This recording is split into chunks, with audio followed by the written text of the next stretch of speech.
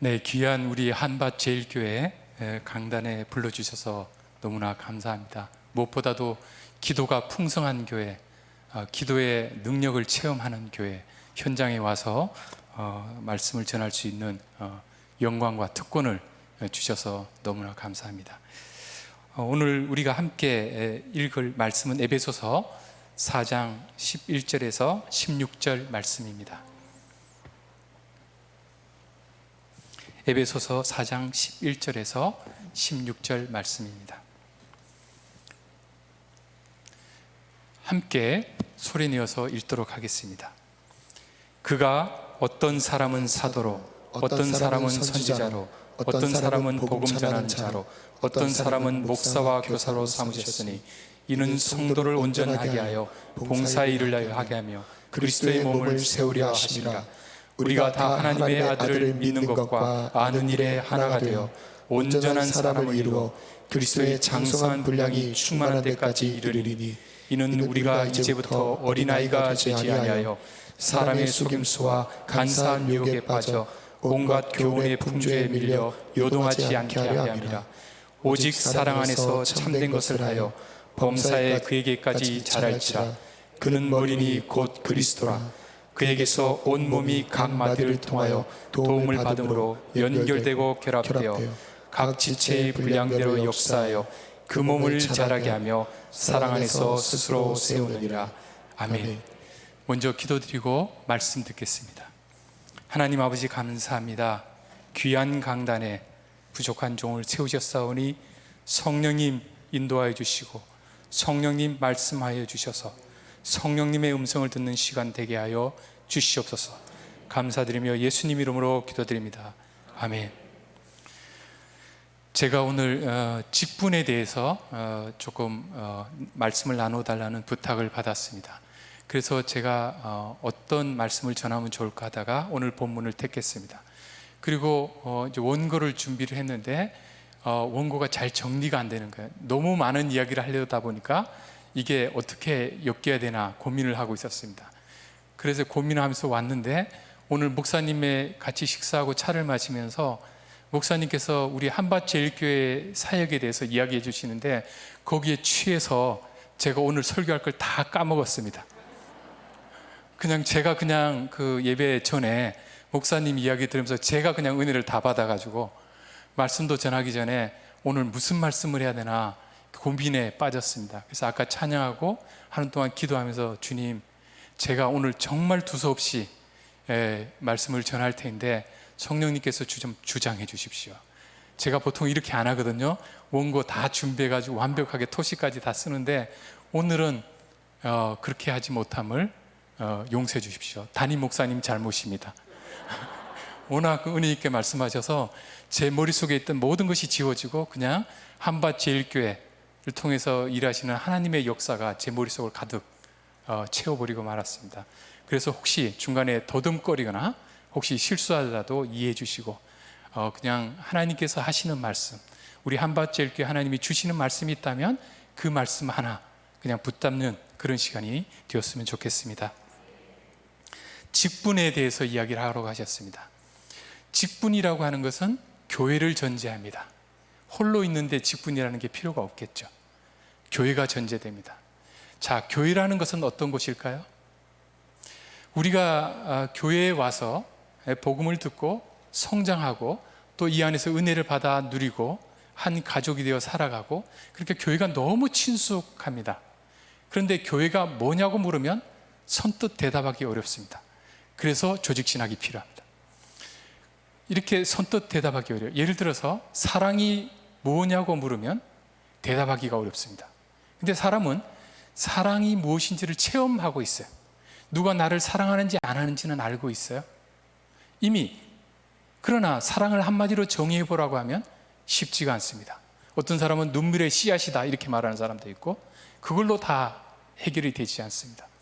우리는 교회 안에서 교회 생활을 하고 직분을 갖고 섬기고 살아가고 있습니다.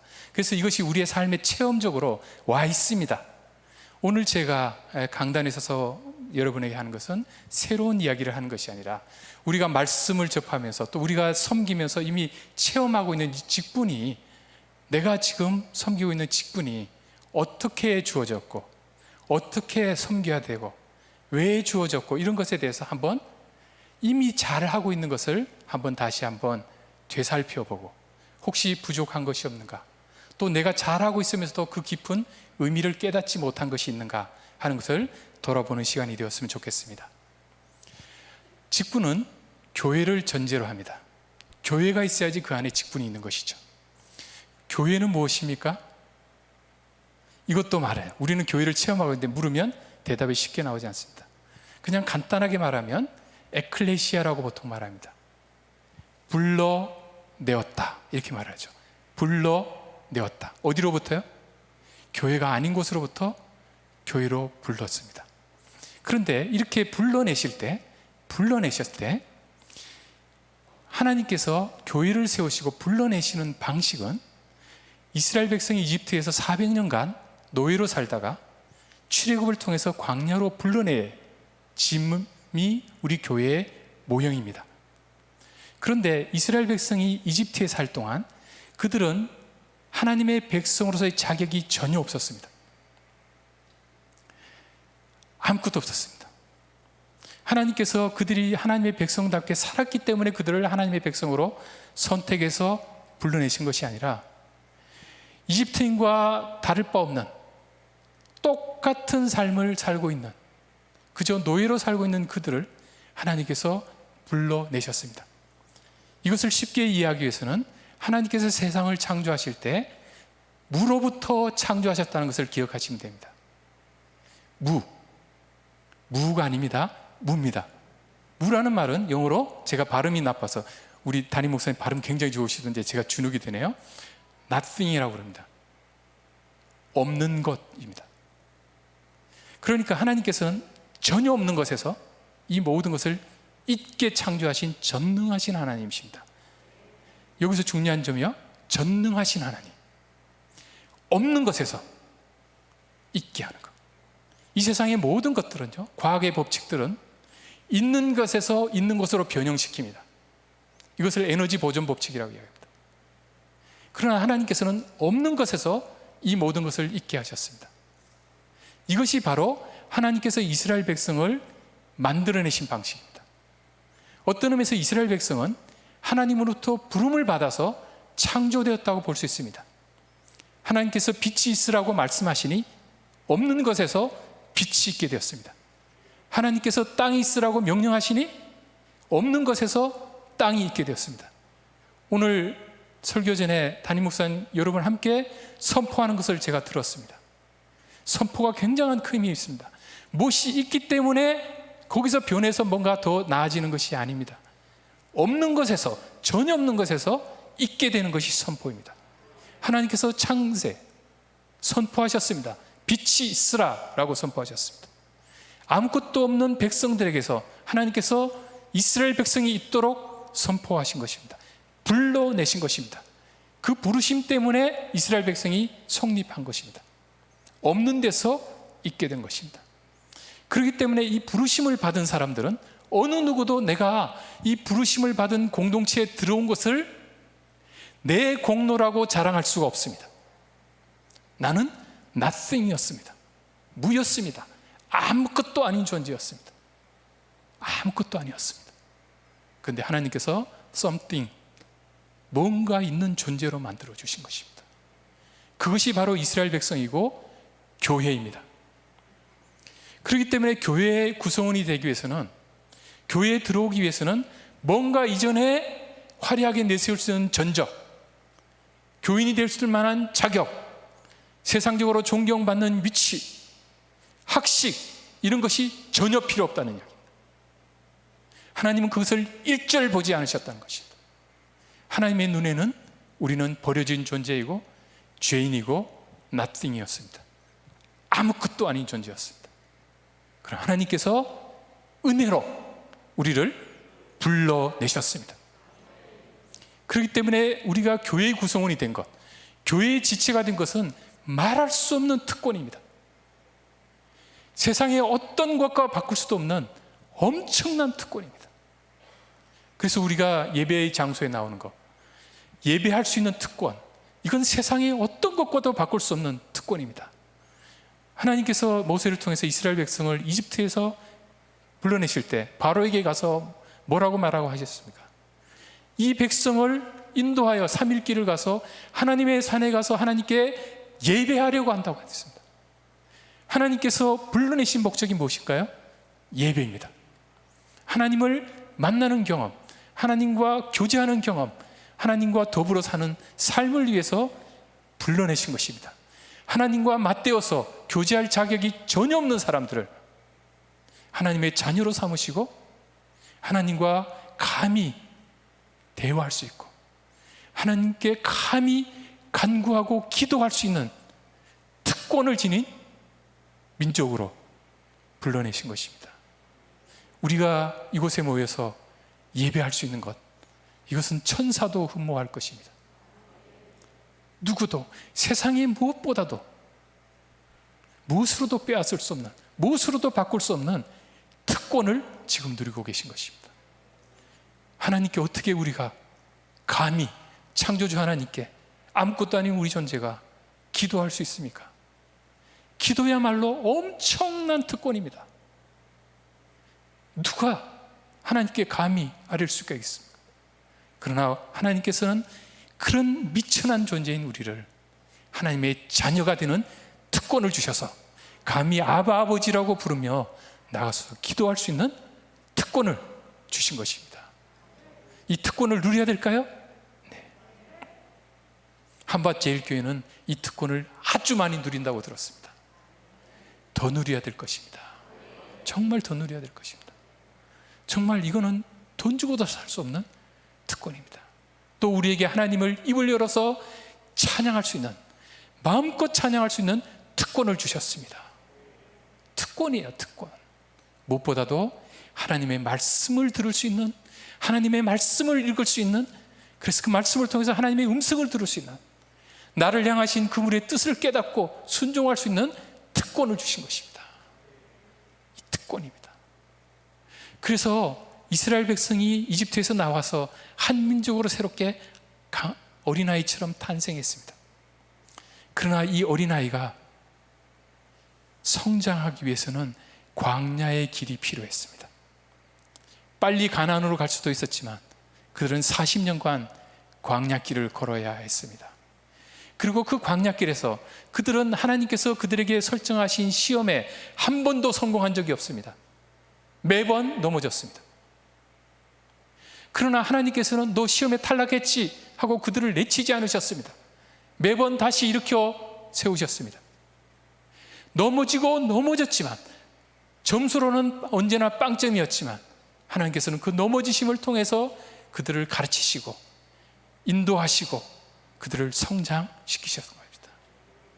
자녀를 키울 때 자녀가 언제나 부모 말 잘 듣는 것도 아니고 학교에서 언제나 탁월한 성적을 보이는 것도 아니지만, 그래서 초등학교 1학년 때 구구셈 시험 빵점 맞았지만 어른이 돼서 지금 구구셈은 할 줄 알죠?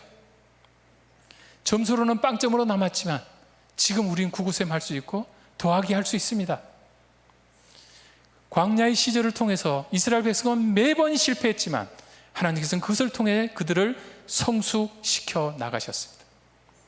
이것이 하나님께서 우리를 인도하시는 은혜로운 방식입니다. 하나님은 우리가 넘어져도 정죄하지 않으십니다. 다시 일으켜 세우십니다. 가자고 이야기를 하십니다. 이 과정에 하늘의 만나를 내려주십니다. 하늘로부터 메추라리를 내려주십니다. 이것이 바로 신약교회에서는 하나님께서 교회를 통해서 허락하신 은혜의 수단이라고 이야기합니다. 이 은혜의 수단이 무엇일까요? 말씀입니다. 성례입니다. 권증입니다. 그러니까 이 가중에 가장 중요한 것이 뭐냐면 말씀입니다. 그래서 하나님께서는 교회 안에 직분자를 세우십니다. 그 직분자 중에 가장 첫 번째 직분자가 말씀을 전하는 자입니다. 하나님의 말씀이 없으면 더 이상 교회가 아닙니다. 광야를 걸어가는 때 하늘로부터 만나가 내리지 않으면 그들은 굶어 죽고 말 것입니다. 이 만나는 매일 주어집니다. 한 달치가 한꺼번에 떨어지지 않아요. 매일 먹어야 돼요. 매일 먹어야 돼요. 굶으면 안 돼요. 하나님의 말씀을 매일 들어야 됩니다. 매일 읽어야 됩니다. 매주 집회에 나와서 예배 가운데 선포되는 말씀을 들어야 됩니다. 일용할 양식을 먹어야 합니다. 이것을 위해서 말씀 전하는 직분자가 필요합니다. 그런데요, 이런 생각이 들어요. 하나님께서 직접 강당에 서서 말씀 좀 하시지, 아니면 천사를 세워서 말씀을 하시지, 왜 사람을 세우셨을까? 이런 생각이 들지 않나요? 하나님께서 직접 모든 것을 다 이끌고 가시면 되잖아요. 근데 왜 사람을 세우실까요? 하나님이 직접 하실 수 있습니다. 하나님이 직접 하실 수 있다고요. 그러나 하나님께서는 인간을, 완벽하지 않은 인간을 말씀 사역자로 세우십니다. 왜 그럴까요? 하나님의 놀라운 신비가 여기에 숨어져 있습니다. 우리가요, 교회로 모여서 예배를 드릴 때 굉장히 다양한 배경의 사람들이 성도로 모입니다. 그 중에 박사님도 계시고 박사님 아닌 계시고, 다양한 분들이, 남녀노소 가릴 것 없이 다양한 분들이 모입니다. 그리고 세상의 기준으로 잣대를 대면 말씀 전하는 목사님보다 더 훌륭한 분이 계실 수도 있어요. 그런데 왜 하나님께서는 완벽하지 않은, 천사가 아닌 부족한 인간을, 저 같은 사람을 왜 말씀 사역자로 세울까요? 그것은 하나님의 말씀을 얼마나 권위 있게 신뢰하면서 듣는지를 테스트하시기 위해서. 이게 무슨 말씀이냐면요, 하나님이 이 앞에 서서 말씀하면 아무도 안 좋을 거예요. 그리고 하나하나 놓치지 않으려고 애를 쓸 거예요. 겁이 나서라도. 그런데 인간적으로 부족해 보이기도 하고 연약해 보이기도 하고 한계가 있는 인간 사역자가 앞에 서서 말씀을 전하면, 우리는 인간이기 때문에 나도 모르게 교만이 생겨서 팔짱을 끼고 말씀을 평가할 수도 있습니다. 그 권위를 인정하고 싶잖아. 때로는 얼마나 말씀 잘 전하나 보자, 이런 마음으로 있을 수가 있습니다. 하나님께서는 천사가 아니라, 하나님 자신이 아니라 굉장히 부족한 인간을 말씀의 통로로, 도구로 사용하셔서 사람들이 그 도구를 보지 않고 질그릇 같은 그 도구를 통해서 선포되는 보배 같은 하나님의 말씀을 정말 듣고 있는지를 보시는 것입니다. 육적인 눈으로 보면 인간 사역자가 보이겠지만, 영적인 눈이 열리면 그 인간 사역자를 통해서 전해지는 하나님의 전능하신 하나님의 권위 있는 말씀에 내가 순종해야 되겠구나 하는 것을 하는 것입니다. 바로 인간을 사역자로 세우시는 이유는 겸손을 가르치기 위해서입니다. 우리가 하나님의 말씀을 듣는 것이 특권이라고 말씀드렸죠. 그럼 이 말씀을 들을 때 우리의 태도는 어떠해야 됩니까? 하나님께서 사무엘을 부르셨을 때 사무엘이 주님 말씀하십시오, 주의 종이 듣겠습니다. 누가 듣는다고요? 주의 종이 듣겠다는 것입니다. 우리는 하나님의 말씀을 들을 때 어떤 마음으로요? 주인 앞에 선 종의 마음으로, 내가 평가하는 것이 아니라 그 말씀 그대로 받아들입니다. 하나님의 말씀 그대로 아멘으로 받아들이는 것입니다. 그리고 그걸 순종할 마음으로 받아들이는 것입니다. 순종할 능력을 달라고 성령님께 간구하면서 그 말씀을 들어야 하는 것입니다. 이것이 하나님께서 말씀 사역자를 직분자로 교회 안에 두시는 이유입니다. 동시에 말씀을 전하는 자도 자신의 말을 하는 것이 아니라 하나님의 말씀을 전해야 되니 자신의 부족함을 절감하고 기도하면서, 하나님, 제가 드러나지 않게 해주십시오. 하나님의 말씀이 드러나게 해주십시오. 교회는 그리스도의 몸입니다. 교회는 모든 직분을 가진 사람들이 어떤 직분을 행하든 간에 그리스도가 드러나야 합니다. 내가 드러나면 안 되는 것입니다. 우리를 성전이라고 부르셨습니다. 성전, 거룩한 곳입니다. 근데 거룩한 곳은 그 장소 자체가 거룩한 것이 아니라 그곳에 성령 하나님께서 계시기 때문에 거룩한 곳입니다. 한밭절기의 예배당이 거룩한 성전이 되는 이유는 이곳에 삼일체 하나님께서 임재하시고 역사하시기 때문에 성전이 되는 것입니다. 우리 각 사람이 정말 질글같이 부족한 사람들이지만 하나님께서 우리를 직분자로 세우신다면 어떻게 될까요? 우리는 거룩한 직분자가 되는 것입니다. 직분자가 해야 될 일이 뭘까요? 많은 일을 할 수가 있겠죠. 뭐 이것저것 많은 일들이 있을까요? 그러나 일들은 잘해놓고 그 가운데 성령님이 드러나지 않는다면, 성령의 임재가 드러나지 않는다면, 그 개인의 뜻이 드러나고 그 사람이 부각이 된다면 직분자로서의 역할을 못하는 것입니다. 우리는 하나님께서 교회로 우리를 불러내시고 우리를 단지 갓난아기가 아니라 성장하도록 자라도록 하기 위해서 우리를 각각의 직분자로 세우셨습니다. 그 직분자가 감당해야 될 가장 큰 것이 뭐냐면 겸손입니다. 우리가 직분자를 세울 때요, 교회 안에서 장로님을 세울 때는 투표도 합니다. 안수 집사님 고심하면서 세웁니다. 그런데 우리도 모르게 장로님의 자격, 안수 집사님의 자격, 권사님의 자격, 이런 생각을 하면서 자격을 따지죠. 그리고 실제 성경에 보면 집사는 이러해야 되고 장로는 이래야 되고 이런 외적으로 판단할 수 있는 기준을 주십니다. 교회는 그것을 분별해서 해야 됩니다. 그러나 뽑히시는 분은, 사역의 직분을 받으신 분은 내가 이 정도 했으니 받을 자격이 있다고 생각해서는 안 됩니다. 하나님께서 우리를 불러내실 때 nothing, 아무것도 아닌 존재를 something, 뭔가로 만들어 주시는 것이죠. 내가 이 직분을 받을 자격이 있으니 나를 이 직분에 안 세우면 어떡할래? 이렇게 생각해서는 안 되는 것입니다. 나는 자격이 없는 사람입니다. 아무것도 아닙니다. 저 아무것도 아닙니다. 이렇게 되면 어떻게 될까요? 직분을 감당하기엔 너무 무거운 거죠. 직분이 너무 무거운 거예요. 근데 어떻게 감당할 수 있어요? 내 힘으로 감당할 수 없습니다. 그럼 어떻게 될까요? 성령의 도우심을 구해야 됩니다. 성령의 도우심을 구해야 됩니다. 성경을 보면요, 어떤 직분자들, 구약에서부터 능력 있는 사람을 뽑을 때 어떤 일을 잘하는 사람, 어떤 일에 탁월한 사람이라고 이야기하지 않고 성령 충만한 사람을 능력 있는 사람이라고 이야기합니다. 왜 그럴까요? 능력은 자신에게 있는 것이 아니거든요. 아니, 도리어 우리에게 있는 능력이 도리어 걸림돌이 될 수가 있어요. 그러나 나는 아무것도 아닙니다. 성령 하나님 도와주십시오.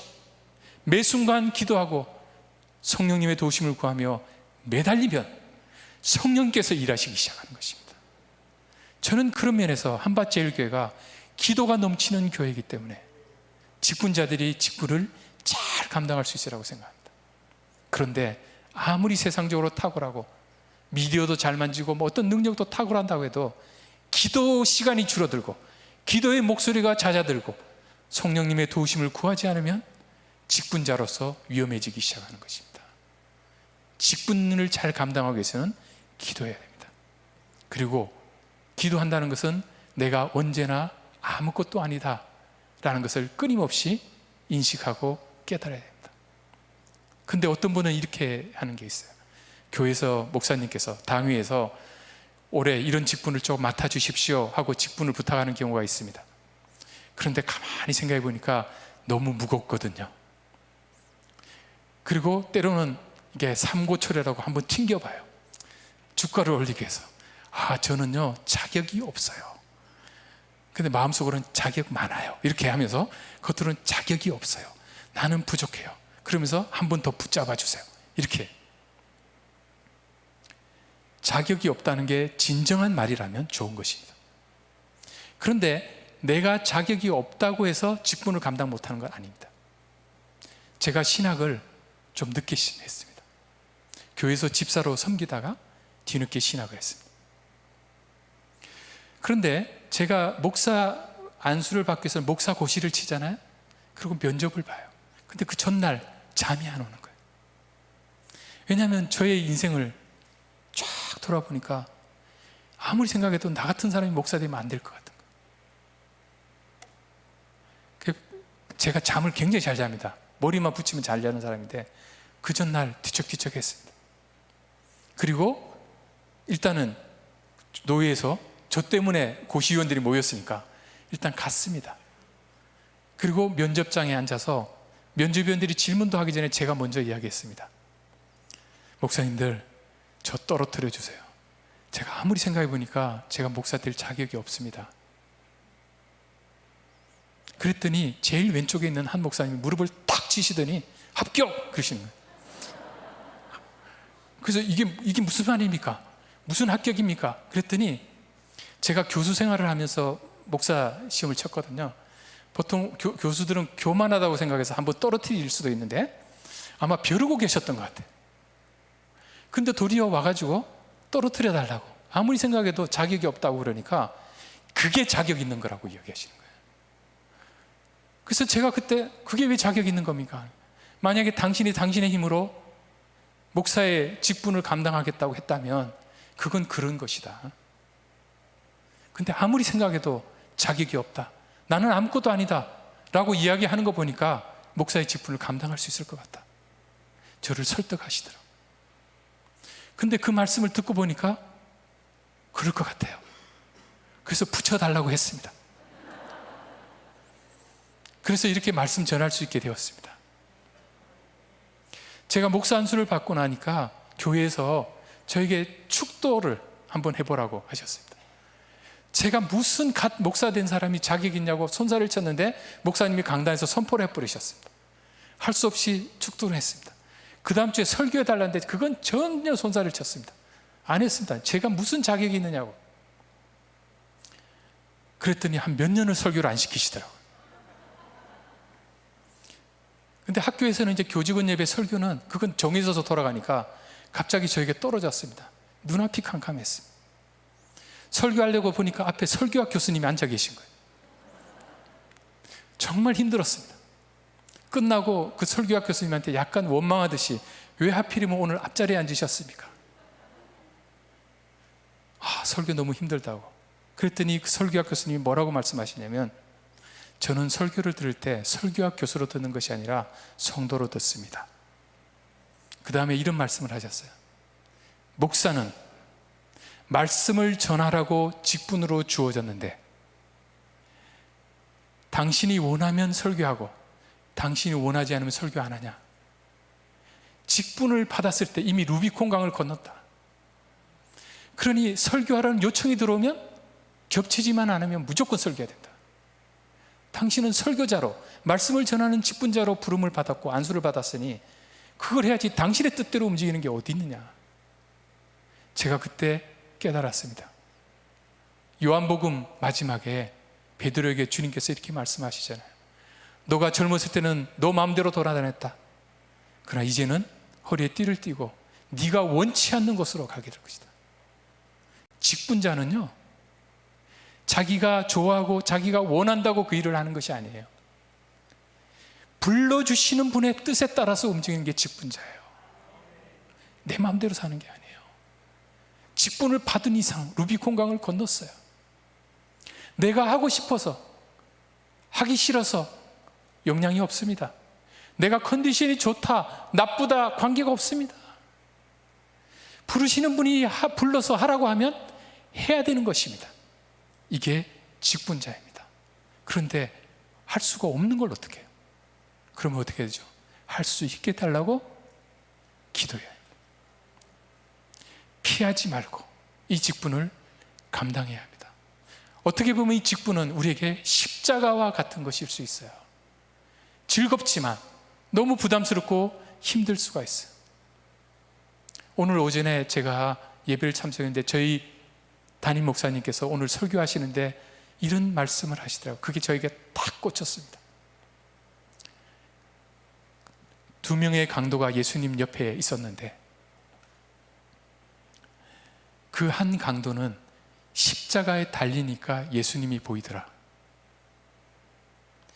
십자가에 달릴 때 비로소 예수님이 보인다, 이 말씀을 하셨어요. 그게 제 마음에 탁 왔어요. 오늘 한밭제일교회 가서 말씀을 전해야 되는데, 직분에 대해서 말씀드려야 되는데, 직분이 십자가라고 여겨지는 분들에게 이 말씀을 전해야겠다 생각을 했습니다. 어떤 의미에서는요, 우리가 요한복음 17장 3절에 유일하신 참 하나님과 그가 보내신 자를 아는 것이 중요하다고 했잖아요. 영생은 아는 것이라고 했잖아요. 주님과의 교제, 예수님을 아는 것, 그분 사귄 것, 그분과 연합되는 것이 굉장히 중요한데, 어떤 의미에서는 직분은 교회 전체를 섬기고 다른 사람을 유익하게 하는 것 같지만 결과적으로는 나에게 가장 유익한 이유예요. 왜냐하면 직분이라는 십자가를 질 때 거기서 십자가를 지신 예수님을 볼 수 있게 되는 거죠. 우리가 직분을 감당하지 않고 조금 편안하게, 어떻게 보면 조금 나태하게 내 위주로 갈 때는 하늘 보좌를 버려두시고 내려오셔서 우리를 위해서 십자가에서 사랑의 피를 흘리신 예수님이 보이지 않는 것이죠. 아이를 낳아볼 때 비로소 어머니의 수고를, 어머니의 사랑을 알듯이, 내가 십자가에 같이 있을 때 나는 아무것도 아닌 행악자이고 죄인이고 낯생에 불과하다는 사실을 깨달을 때 내 옆에서 십자가에 달리신, 나를 위해서 십자가에 달리신 예수님을 알고 체험하게 된다는 것입니다. 직분은 하나님께서 우리에게 주신 선물이고요, 특권입니다. 무엇보다도 예수님을 아는 것, 영생을 누리고 영생을 체험하는 것, 천국을 경험하는 귀중한 통로가 직분입니다. 사랑하는 성도 여러분, 교회에 장로님도 계시고요, 집사님도 계시고 목사님도 계시고 권사님도 계세요. 근데 이분들만 직분자가 아니에요. 모든 성도가 직분자입니다. 모든 성도가 직분자이라고요. 하나님께서 한 몸을, 교회를 이루게 하셨어요. 예수 그리스도를 머리로 하는 몸을 이루게 됐어요. 그런데 이 몸을 이루고 있는 뼈와 이것들이요, 이렇게 연결되어야 돼요. 각자가 따로 놀면 안 돼요. 하나님께서 이스라엘 백성을 이집트에서 건져내시고 그들을 뭐라고 부르시냐면 군대라고 부르셨습니다. 군대. 그런데 이스라엘 백성은 군대가 아니었습니다. 군대가 아니었다고요. 오합지졸이었습니다.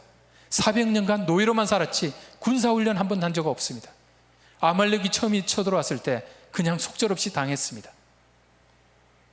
오와 대, 열 하나도 맞지 않았습니다.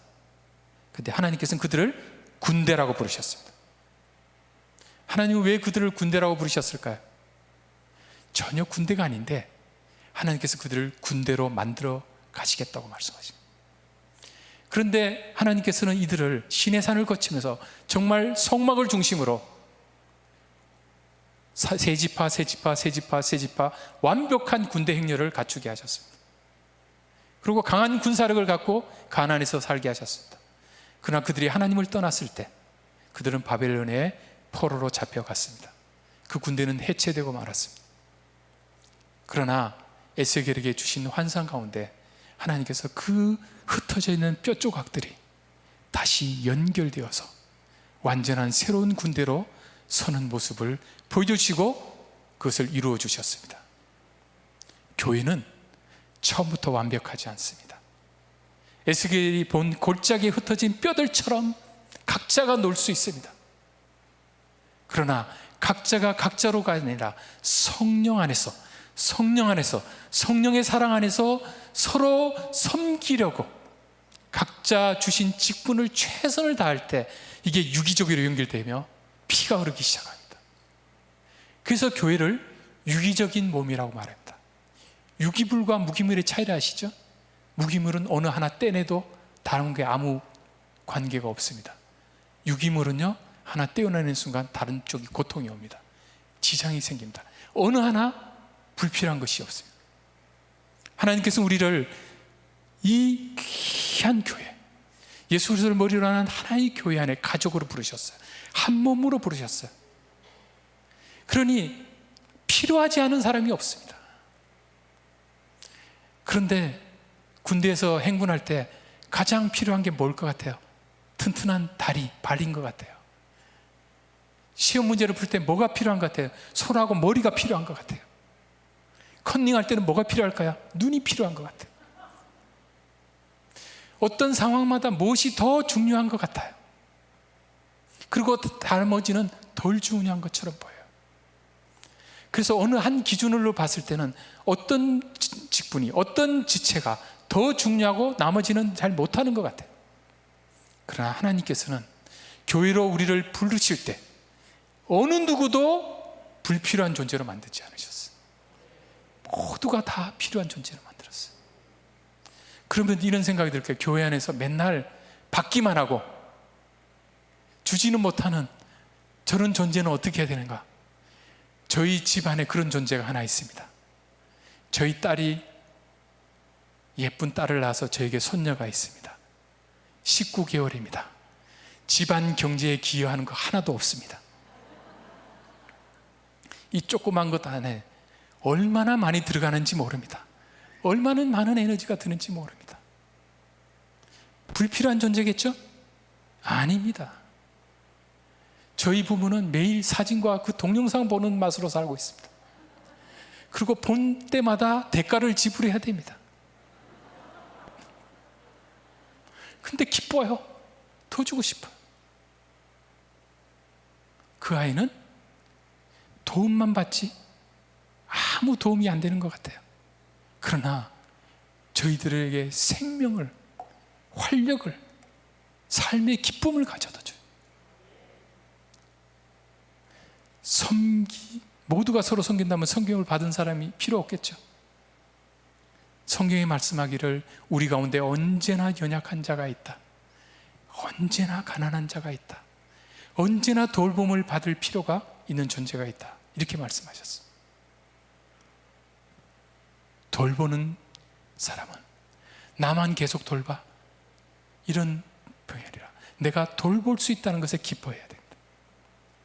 제가 어느 복지재단에 25주년인가 30주년 기념 예배를 한다고 설교를 해달라고 부탁을 받았습니다. 가서 딱 앉았는데요.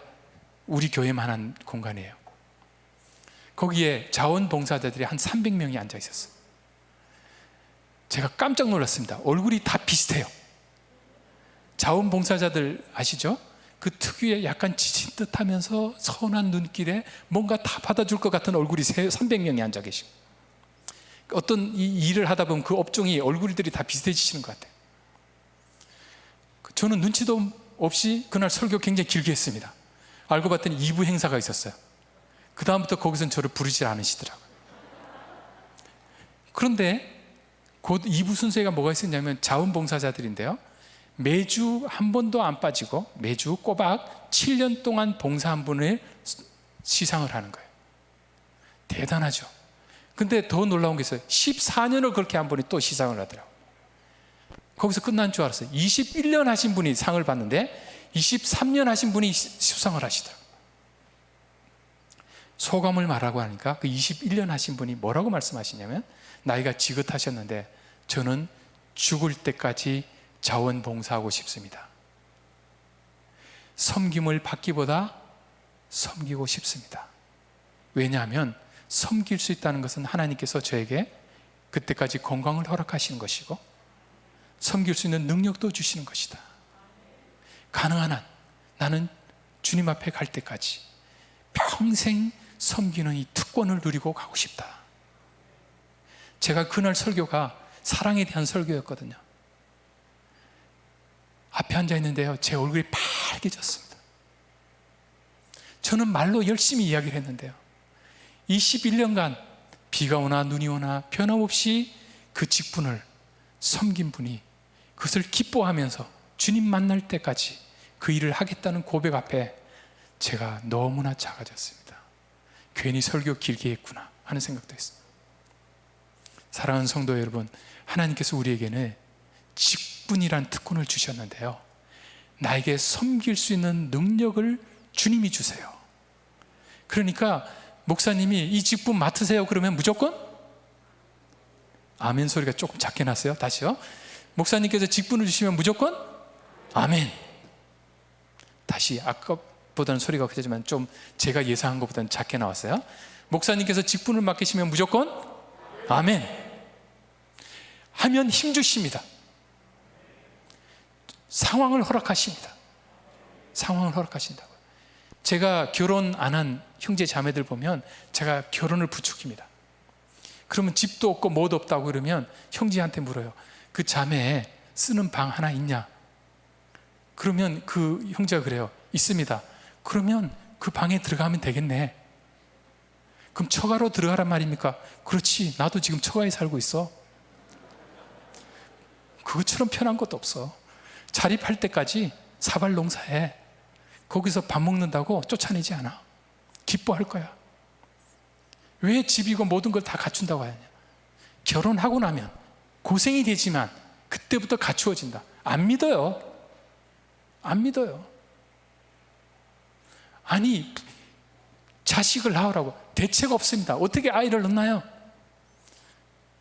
놓으면 홍해의 길이 열린다고 이야기를 해도 안 믿어요. 저희 딸은 대책 없이 낳았습니다.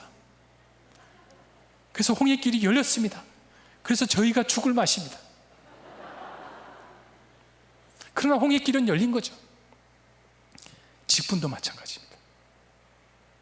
내가 지금 상황이나 조건이 이 직분을 감당할 수 없다. 맞아요. 하나님 앞에 나가서 이렇게 이야기하는 거예요. 저는 nothing입니다.